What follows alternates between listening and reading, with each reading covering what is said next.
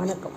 தமிழ் வருஷத்தின் முதல் அமாவாசை சமையல் நம்ம வீட்டில் இருக்குது. என்ன பண்ணி பார்க்குறோம்னா, நானும் எண்ணெய் ஊற்றி கடுகு கருவேப்பிலை காய்ந்த மிளகாய் பெருங்காயம் தாளித்து பக்கத்தில் புளியும் தக்காளியும் கரைச்சி தண்ணி வச்சுருக்கேன். அதில் இந்த தாளிப்பை கொட்டி மிளகு ஜீரகம் மஞ்சள் பவுடர் கொஞ்சம் உப்பு இது போட்டு நல்லா கையில் கரைச்சி பொங்கி வந்தோன்னா தண்ணி ஊற்றி வைக்க ரசம் ரெடியாகிடுச்சு. அதே வடலில் கடுகு பெருங்காயம் மஞ்சள் பூசணிக்காய் தக்காளி இதை போட்டு நல்லா வதக்கி அந்த மாங்காய் மீது அதையும் போட்டு தேவையான உப்பு சாம்பார் பவுடர் வேக வச்சுருந்தா பருப்பு இதெல்லாம் போட்டு நல்லா கொதிக்க வச்சு கொத்தமல்லி போட்டு இறக்குனா சூப்பரான ஒரு சாம்பார் ரெடி.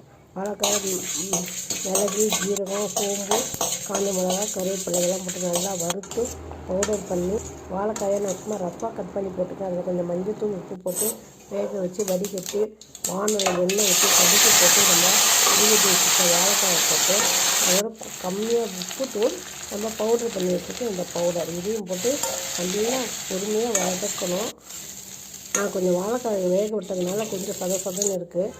இன்னொரு வானலில் கடுகு ஜீரகம் போட்டு க்ளீன் பண்ணி வச்சுட்டு கடலைக்காயை போட்டு அதோட தேவையான உப்பு போட்டு ஒரு பாதி வெந்த பிறகு நான் கொஞ்சம் பருப்பு எடுத்து வச்சுருந்தேன்.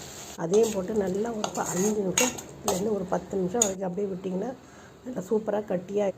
பொடலங்காய்க்கு நான் தேங்காய் போடலை. ரொம்ப சிம்பிளான சாம்பார், பொடலங்காய் கூட்டு, வாழைக்காய் வறுவல், ரசம், சுட சோறு, அதுக்கு மேலே நெய் ஊற்றி வச்சுருக்கிறேன். இதுதான் நம்மளுடைய சித்திரை அமாவாசை சமையல். இது பிடிச்சிருந்தா ஷேர் பண்ணுங்கள்.